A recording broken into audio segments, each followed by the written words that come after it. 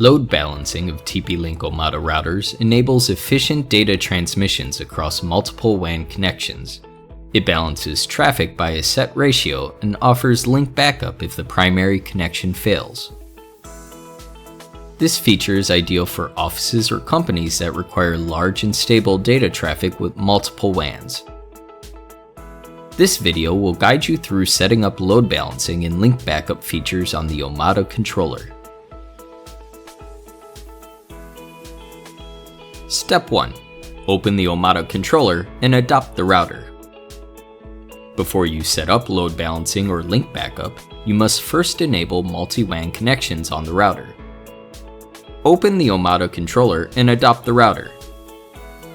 When the controller successfully manages a router, the status of the device will change to connected. Step 2. Enable 2 WAN ports.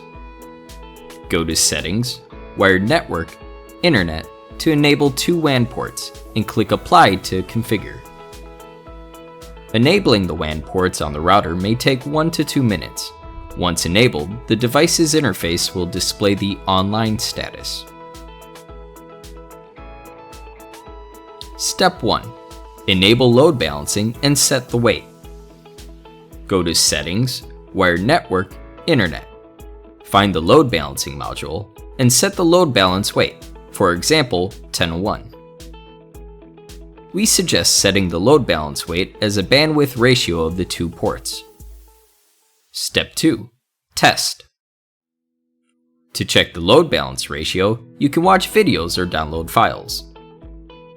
Then, go to Statistics, Performance on the Omada controller to view the traffic statistics through the 2 WAN ports on the graph. You can check whether the traffic ratio is close to what you set up before. Step 1. Set the online detection interval. Click Settings, Wired Network, Internet, and set the online detection interval in the WAN module, for example 30 seconds. Please note that the smaller the interval, the faster load balancing and link backup features will respond, which means that more detection packets will be sent at the same time. Step 2. Enable link backup. Click Link Backup in the load balancing module. Then, choose a primary WAN and the backup WAN. In backup mode, choose Always Link Primary, and in the Mode module, choose Enable Backup Link when any primary WAN fails. Step 3. Test. To check whether the configuration has taken effect, click the Windows and R keys and enter CMD to open the command prompt. Then, use the traceRT-D8.8.8.8 command to trace the direction of the data packets. The second hop is the default gateway of the primary WAN, which means that the data is sent out from the primary port.